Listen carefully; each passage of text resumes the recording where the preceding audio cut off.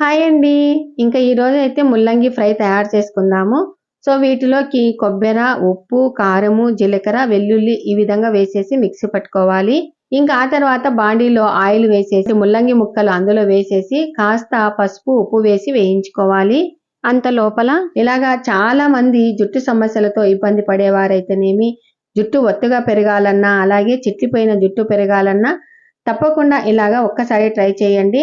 అదేంటంటే గాన Alps goodness వాళ్ళది రోజ్‌మెరీ వాటర్ అండి. మనము ఇది స్ప్రే చేసుకోవాలి అంటే ఫస్ట్ జుట్టుని ఇలాగా దువ్వుకొని, ఆ తర్వాత ఈ విధంగా స్ప్రే చేసేసుకొని, ఇలాగా మసాజ్ చేసేసుకొని మనం నైట్ పడుకోవచ్చు.